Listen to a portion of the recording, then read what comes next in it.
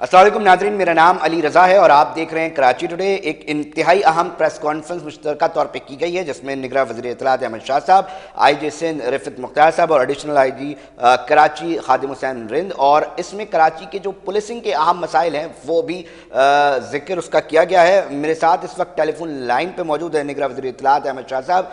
Sir, हमने ये सुना और देखा कि इंतहाई अहम मामले के ऊपर गुफ्तगू की गई कि हम ये देखते हैं कि इतना बड़ा शहर है, इसके इतने बड़े मसाइल हैं, मगर नफरी के जो मसाइल हैं, पुलिस को खुद मौजूद जो वसाइल हैं उसमें बेहतर तरीके से जो है वो इजाफा नहीं हो रहा, उसमें कमी देखी जाती है।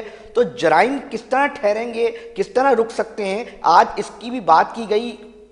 अहमद शाह साहब जी जनाब अली रजा साहब, ये मसाइल अपनी जगह हैं। प्रेस कॉन्फ्रेंस तो इस पुलिस की कारकर्दगी के हवाले से थी, और ख़ास तौर पे ये जो केयर टेकर गवर्नमेंट के 4 महीने गुजरे हैं उसके हवाले से 3.5 महीने कि भाई क्या क्राइम रेट है और किस चीज़ में कमी हुई है, किस में इजाफा हुआ है। और उसके जस्टिस मकबूल बाकर साहब की हुकूमत 100% अपने आप को ट्रांसपेरेंट रखती है। रोज एक मिनिस्टर को बैठ के प्रेस कॉन्फ्रेंस करता रहा हूँ।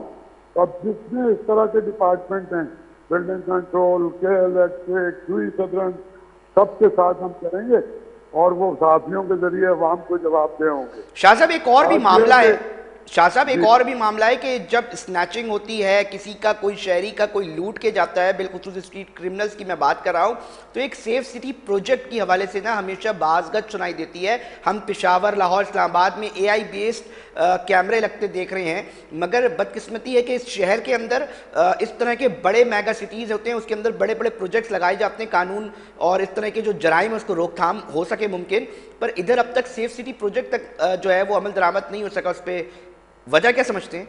अगर आपने सुना हो तो मैंने भी इसी पे बात की ज्यादा, और ये कि जाहिर है कराची पाकिस्तान का अहम तरीन शहर है, इंडस्ट्रियल हब है, कमर्शियल हब है, साउथ एशिया का बड़ा। लेकिन एक बड़ी वजह यह है कि वेल इक्विप्ड नहीं, और कैमरे आजकल तो आपको पता है सारे मुजरिमान की जो ट्रैकिंग होती है वो सारा डिजिटल तरीके से होती है, कैमरे और कंप्यूटर के जरिए। कई साल से ये एक मंसूबा चल रहा था लेकिन अभी तक नहीं अमल दरामद हुआ है। अभी हमारी गवर्नमेंट कोशिश कर रही है कि जल्द अज जल्द इसका प्रोसेस कंप्लीट हो, ताकि कराची में कम से कम मुजरिम पकड़े जा सकें कि मोबाइल कौन छीन रहा है, कत्ल कौन कर रहा है, गाड़ी कौन छीन रहा है, बाइक कौन छीन रहा है, हमारी बच्चियों की हरासमेंट कौन कर रहा है। तो कोशिश कर रहे हैं कि जल्द अज जल्द हो जाए। पुलिस को हम मोरद इल्जाम भी ठहराते हैं, और बाज़ों का जाहिर है 100% तो पुलिस भी ठीक नहीं है, लेकिन जो इनकी लिमिटेशंस हैं वो भी हम मद्देनजर रखते हैं। कुर्बानियां भी सारी यही देते हैं, आपको पता है रोडों पे मारे जाते हैं सैकड़ों। तो लेकिन उसके साथ उसका मोराल हाई रहना भी जरूरी है। बिल्कुल, अगर पुलिस का मोराल हाई नहीं होगा तो वो क्यों, आप मुझे बताएं ना, 25-30 हजार रुपए में कितने लोग अपनी जान जो है गोलियों के सामने रखते हैं। तो हम उसको अप्रिशिएट भी करें। उसके अंदर जो खराबियां हैं, जिसमें उसमें जो काली भेड़ें हैं, जो क्राइम क्रिमिनल्स के साथ मिले हुए पुलिस वाले हैं, उनकी भी निशानदेही करके उनको साफ पुलिस में से करने की जरूरत है, और उनको करार वाकई सजा भी मिलनी चाहिए। तो दोनों बातें हैं। जी शाह साहब थोड़ा सा इसके ऊपर ही बताइएगा। इंपॉर्टेंट बात ये बताई जाती है कि देखें इस शहर के अंदर एक कबाड़ियों की एक बहुत बड़ा एक नेक्सस है, एक माफिया है जो चोरी की मोटरसाइकिलें चोरी होने के बाद जो उसके स्पेयर पार्ट, इसी शहर के अंदर इन कबाड़ के जो दुकानें हैं जो गैर कानूनी तौर पर बहुत सी जगहों पर जो है वो बनाई गई हैं। AVLC के अफसरान ये बात करते दिखाई देते हैं कि जब हम इस किसी भी तफ्तीश के अंदर जाते हैं तो हमें पता चलता है कि चोरी की मोटरसाइकिलें बहुत सारी तो बाहर चली जाती हैं कराची से, मगर एक बहुत बड़ा लेवल जो है वो इसी कबाड़ियों के पास दिखाई देता है, इधर से बरामद होती हैं। तो इसके ऊपर कुछ सोचा जाएगा, इसके ऊपर कुछ हिकमत अमली बनाई जाएगी? देखें, 48,000 मोटरसाइकिलें साल में अगर छीनी जाती हैं, 28,000 मोबाइल छीने जाते हैं, 2,500 कारें छीनी जाती हैं, तो कोई ना कोई उसका डिस्पोजल तो है। चाहे वो कोयटा में हो रहा है, चाहे वो शहर से निकल रहा है, या यहाँ पर खुल के गाड़ियां बेच रही।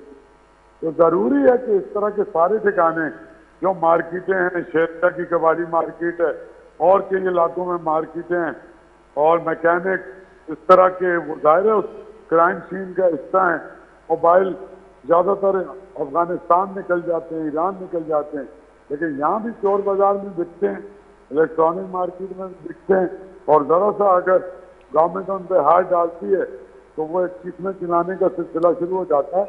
मेरे ख्याल में अक्रॉस द बोर्ड जितने लोग भी क्राइम के नेटवर्क में इन्वॉल्व हैं, जब तक जितने भी इन्फ्लुएंशियल हैं, जब तक उनके ऊपर हाथ नहीं डाला जाएगा, और जरूरी ये कि पहले बड़े लोगों पे हाथ डाले जो पीछे बैठे हुए हैं, जो बेनिफिशरी हैं, तो उसके बाद आम आदमी जो है वो कम से कम डर तो शुरू हो ना आम क्रिमिनल का कि हम पकड़े भी जा सकते हैं, हम मारे भी जा सकते हैं। तो पिछले 4-5 महीने में मुकाबले बहुत ज्यादा हुए हैं निस्बतन, और बहुत सारे डाकू मारे भी गए, लेकिन ये नाकाफी है। मैं समझता हूँ अभी और बहुत प्रोएक्टिव होने की जरूरत है। शाह साहब, आप भी पाकिस्तान के दीगर शहरों में जाते होंगे, तो शहरी कहते हैं कि जब हम लाहौर जाते हैं ना, तो हमें एक जो तहफ़्फ़ुज़ का एहसास है ना, वो कहीं ना कहीं महसूस होता है। हम दीगर इस्लामाबाद चले जाएं या कराची से बाहर मुख्तलिफ जगहों पर भी, इवन कि सिंध के भी कुछ इलाकों में और शहरों में चले जाएं, तो वहाँ पर भी एक एहसास कहीं ना कहीं होता है। बट अपने ही शहर कराची के अंदर घर की दहलीज में भी ऐसा महसूस हो रहा होता है कि कोई मोटरसाइकिल सवार गुजर रहा है ना, तो ऐसा महसूस होता है कि ये पक्का डकैत है, हालांकि वो शायद फैमिली के साथ ही क्यों ना हो। तो ये जो एहसास है, ये आप कैसे समझते हैं कि इस पुलिस के साथ, जिसकी नफरी भी कम है, जिसके पास पेट्रोल के भी मसाइल हैं, जिसकी गाड़ियां भी खराब दिखाई देती हैं, उसके साथ ये एहसास जो है वो ख़त्म किया जा सकता है या कम किया जा सकता है? देखिए, मैं तो खैर सारे शहरों में रहा भी हूँ और घूमता भी रहता हूँ, तो ये तासुर भी दुरुस्त नहीं है कि लाहौर पुलिस, वैसे लाहौर पुलिस पे इन लोगों ने इन्वेस्टमेंट भी बहुत ज़्यादा की है। पंजाब की पुलिस की आप गाड़ियाँ देखें, उनके जो स्वास्थ्य वो देखें, उनकी चीज़ें देखें, तो कंपैरेटिवली उनके ऊपर बहुत ज़्यादा इन्वेस्टमेंट की गई है। लेकिन सिक्योरिटी के जो एहसास की आप बात कर रहे हैं, तो मैं नहीं समझता कि कुछ ऐसा सिक्योरिटी का एहसास है। हमारे यहाँ भी मकदूर भर कोशिश हो रही है, पंजाब में भी कोशिश करते हैं। इस्लामाबाद में कुछ सालों पहले तक जो आप बातें कर रहे हैं वो तो ठीक थी, लेकिन अब तो घरों में डकैतियों से लेके, स्ट्रीट क्राइम से लेके, जब से इस्लामाबाद शहर जरा बड़ा हुआ है, वहाँ भी वारदातें शुरू हो गई हैं।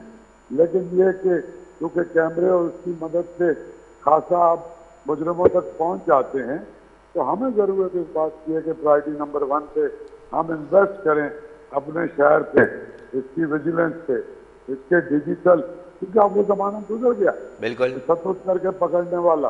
अब जमाना है डिजिटली कि आपके पास ऐसे सबूत होते हैं कि कोई डिनाई नहीं कर सकता। फिर कैमरे भी ऐसे आ गए कि जो रात की तारीकी में भी बिल्कुल क्लियर विजन देते हैं। तो मेरे ख्याल में ज़रूरत इस बात की है कि हम प्रायोरिटी नंबर 1 पे अपने शहर को महफूज करने के लिए इस पर इन्वेस्ट करें। अच्छा शाह साहब, थोड़ा सा इसके ऊपर ही बताइएगा। मैं बिल्कुल इस आपकी मौक़िफ़ का एहतराम करता हूँ। शहरी ये भी कहते हैं कि जो एग्ज़िट और एंट्री है ना कराची की, अक्सर ये होता है कि यहाँ से मोबाइल चलता है और कुछ आईफोन्स की तो लोकेशन इंसान जो है वो यूज़र खुद भी ले लेता है, तो थोड़ी देर के बाद पता चलता है जी वो अफ़गानिस्तान में आ रही है 2 दिन के बाद। तो शाह साहब, ये जो मोबाइल फ़ोन चोरी और छिनते हैं, मुतअद्दिद बार ऐसी चीज़ें सोशल मीडिया पर भी जो है वो शेयर की गई हैं, जिसके अंदर बाकायदा तौर पर बताया गया है कि जी ये मोबाइल फ़ोन इस तरह करके हमें अफ़गानिस्तान से मिल रहे हैं। फिर साथ साथ पुलिस के जो इदारे हैं वो उसके ज़राए भी ये बात की तस्दीक करते हैं। तो ये जो मोबाइल फ़ोन है, ना तो उड़ के जाते हैं, ना तो ज़ेर ज़मीन जाते हैं, इन्हीं रास्तों से होते हुए जाते हैं। तो यह कहाँ लैकिंग आ रही है? आप क्या समझते हैं? आपकी अफसरान से भी बात रहती है यकीनी तौर पे, तो इस हवाले से कोई बातचीत हुई है कि इसको मजबूत किया जाए, जो एंट्रेंस है और एग्जिट है शहर की? मेरा तो बेटी का अपना टेलीफोन जो है यहाँ पर एक मॉल में जेब से निकाल लिया और उसको CPLC ट्रैक करती रही और वो अफगानिस्तान चला गया। अच्छा, आपका भी मोबाइल अफगानिस्तान पे जा चुका है? हमारी बेटी का। और अफगानिस्तान से वो मोबाइल वापस पाकिस्तान को खरीद के ले आया वहां से। सर सर एक सेकंड, ये खरीदा कैसे गया सर? ये बड़ा इंटरेस्टिंग टॉपिक है अहमद शाह साहब, मैं चाहूंगा इस पे ऊपर थोड़ी सी बात करें आप। जी जी, असल में यहाँ से वो हमारे दोस्त हैं जो CPLC के चीफ हैं, जुबैर हबीब साहब, तो उनको हमने बताया तो वो ट्रैक करते रहे तो ट्रैक हुआ, इधर उधर घूमता रहा, फिर कोयटा पहुंच गया, फिर उधर आगे चमन के बॉर्डर की तरफ, फिर अफगानिस्तान चला गया स्पिन बॉल्डिक में। वहां से कुछ अरसे बाद कोई पाकिस्तानी जो वहां से दोनों साइड से अफगानिस्तान के बहुत से कबीले हैं कि जो उनके लिए कोई रोक टोक नहीं, वो दोनों साइड पे उनका है अमल दखल। तो वहां से जाके 4.5 महीने बाद पाकिस्तान की अदारों ने वो वहां से वो मोबाइल पर किया और वापस हमें मिला। तो ये बात सही है, और ये आम तौर पे इतनी लंबी ट्रैकिंग होती नहीं है क्योंकि हजारों की तादाद में मोबाइल मिलते हैं। मैं तो चूंकि उसका फॉलो अप करता रहा और मेरे ताल्लुकात भी ऐसे थे, लेकिन ये जाते हैं और आप सही कह रहे हैं सड़कों के जरिए ही जाते हैं। तो उस तरह का देखिए अगेन उसके लिए भी हमें वो इलेक्ट्रॉनिक गैजेट, उस तरह के गेट, उस तरह का सर्च सिस्टम चाहिए, वरना तो सैकड़ों हजारों ट्रक आते हैं, वो कतार लग जाएगी सुबह से रात तक। शाह साहब, जिस सिस्टम की आप बात कर रहे हैं कि सिस्टम जरूरी है और डिजिटलाइज होने की कराची शहर को बनाने की बहुत बड़ा और इम्पोर्टेंट टॉपिक है। के तमाम रास्तों पर भी स्मार्ट गेट्स लगे हुए होने चाहिए सर। हम अच्छा शाह साहब, हम कुछ यूनिवर्सिटीज के स्टूडेंट्स के साथ बैठते हैं, वाइस चांसलर्स के साथ बैठते हैं। अमित शाह साहब एनएडी यूनिवर्सिटी के वाइस चांसलर हैं सरोज लोधी साहब, वो एक आईटी पार्क बनाने जा रहे हैं एनएडी यूनिवर्सिटी के अंदर। हम देखते हैं कि दाऊद यूनिवर्सिटी के इंजीनियर्स भी बहुत अच्छा काम कर रहे होते हैं। हम देखते हैं कि कराची यूनिवर्सिटी के स्टूडेंट्स भी बहुत सारी रिसर्च कर रहे होते हैं, पीएचडीज हैं।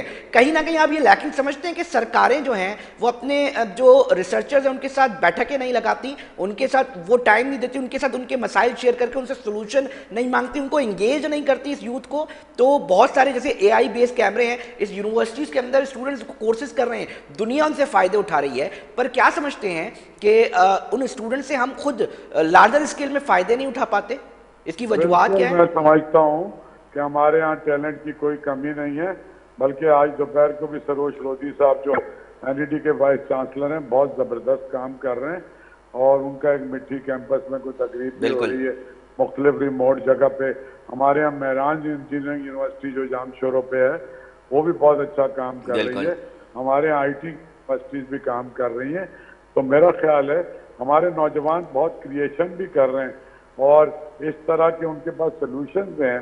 तो बहुत ज़रूरी है इस बात का कि हुकूमत अपने आप को कनेक्ट करे इस तरह की यूनिवर्सिटीज़ के नौजवानों के साथ, और उसको प्रोएक्टिवली अपने टैलेंट के ऊपर अपने सिस्टम हम डिवाइड कर सकते हैं।